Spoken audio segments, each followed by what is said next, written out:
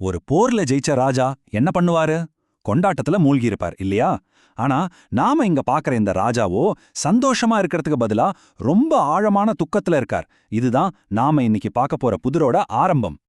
இந்த கேள்விதான் நம்மளோட இந்த முழு பயணத்துக்கும் வழிகாட்ட போகுது.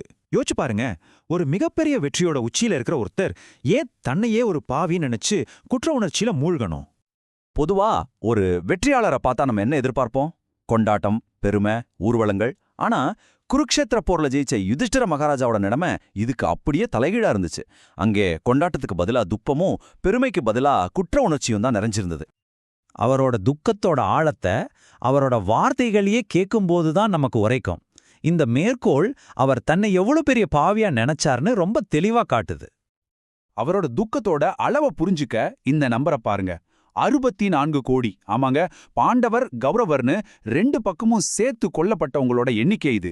நினைச்சு பார்க்கவே முடியாத அந்த இழப்பு அவர் மேல ஒரு பெரிய பாரமா இருந்துச்சு. இது வெறும் ஒரு கணக்கு இல்ல. இறந்தவங்க வெறும் போர் வீரர்கள் மட்டும் கிடையாது. அவங்கள 16 வயசு அபிமன்யு மாதிரி சின்ன பசங்க இருந்தாங்க.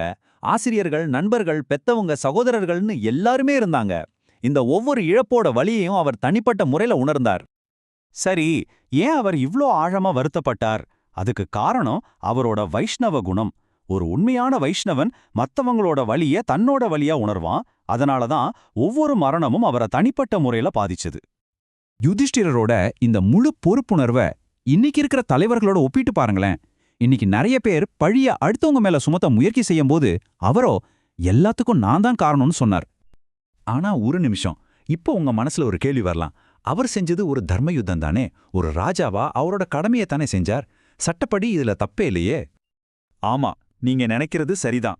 சாஸ்திர விதிப்படி ஒரு ராஜா தன் மக்களை காப்பாத்த போர் செஞ்சா அதுல ஏற்படுற இழப்புகளுக்கு பாவம் கிடையாதுன்னு அவருக்கு தெரிஞ்சுதான் இருந்துச்சு. ஆனா ஆச்சரியமா அவர் அந்த சட்ட ரீதியான வழியை நிராகரிச்சிட்டார். அந்த விதி மற்றவங்களுக்கு பொருந்தலாம், ஆனா எனக்கு பொருந்தாதுன்னு சொல்லி தன்னோட குற்ற உணர்ச்சியை இன்னும் அதிகமாக்கிக்கிட்டார். ஏன் ஏன் அவரால் அந்த மன்னிப்பை ஏத்துக்க முடியல? இதுதான் அவரோட தத்துவத்தோட மைய புள்ளிக்கு நம்மள கூட்டிட்டு போகுது. இதுக்கு காரணம் அவரோட ஆழமான நம்பிக்கை. அவரோட பார்வையில ஒரு பாவச் செயலோட விளைவை புண்ணியமான செயல்களை வச்சு கூட கழுவ முடியாது. இத விளக்க அவர் 2 ரொம்ப சக்தி வாய்ந்த உதாரணங்களை சொல்றார். முதல் உதாரணத்தை பாப்போம். ஒரு பாத்திரத்துல சேறு படிஞ்சிருக்கு, அதை சுத்தம் பண்ண முடியுமா? இன்னும் கொஞ்சம் சேற்ற வச்சு கண்டிப்பா முடியாது. எது பிரச்சனையே அதையே வச்சு அதை தீர்க்க முடியாது இல்லையா? இப்போ 2வது உதாரணம். ஒரு மது குவளைய தூய்மைப்படுத்த முடியுமா? அதில் இன்னும் கொஞ்சம் மதுவை ஊத்தி, அதுவும் சாத்தியமில்ல. இதே மாதிரிதான் பௌதீகமான வன்முறையால ஏற்பட்ட ஆன்மீக கரைய பௌதீகமான சடங்குகளை வச்சு சுத்தம் செய்ய முடியாதுங்கிறது அவரோட வாதம். சரி, அப்போ இதுக்கு என்னதான் தீர்வு?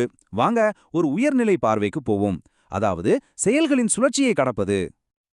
இந்த ஸ்லைடு 2 பார்வைக்கும் உள்ள வித்தியாசத்தை ரொம்ப அழகா விளக்குது. யுதிஷ்டிரர் பௌதிக பார்வையில தன்னோட செயல்களையும் குற்ற உணர்ச்சியும் மட்டுமே பார்த்துக்கிட்டு இருந்தார். ஆனா கிருஷ்ணரோ ஆன்மீக பார்வையில பிரபஞ்சத்தோட சமநிலையை மீட்டெடுப்பதையும் ஆன்மாவோட நித்திய தன்மையையும் பார்த்தார். அதனால உண்மையான தீர்வுங்கிறது கெட்ட கர்மாவை நல்ல கர்மாவால சரி பண்றது கிடையாது. அதுக்கு பதிலா அந்த கர்ம சுழற்சியை விட்டே முழுசா வெளியே வர்றதுதான். இறுதியா இதிலிருந்து நமக்கு கிடைக்கிற பாடம் என்ன? பொறுப்புணர்வுல ஒரு பாடம். துக்கப்படுற இந்த அரசன் நமக்கு என்ன கத்துக் கொடுக்கிறாருன்னு பாப்போம். இதிலிருந்து நாம 3 முக்கியமான பாடங்களை கத்துக்கலாம். 1, முழுமையான பொறுப்புணர்வு. உண்மையான தலைவர்கள் பழிய அடுத்தவங்க மேல சுமத்த மாட்டாங்க. 2, உலகளாவிய கருணை. அடுத்தவங்களோட துன்பத்தை நம்ம துன்பமா உணர்றது. 3, ஆன்மீக தீர்வுகள். ஆழமான மனக்காயங்களுக்கு ஆன்மீக புரிதல் தான் உண்மையான மருந்தா இருக்கும். இறுதியா இந்த சிந்தனையோட உங்களை விட்டுட்டு போறேன். ரொம்ப சுலபமா பழிய அடுத்தவங்க மேல போட்டுட்டு போற இந்த உலகத்துல எல்லா பழியும் தன் மேலேயே ஏத்துக்கிட்ட அந்த அரசன் கிட்ட இருந்து நம்ம கத்துக்க வேண்டியது என்ன? யோசிச்சு பாருங்க.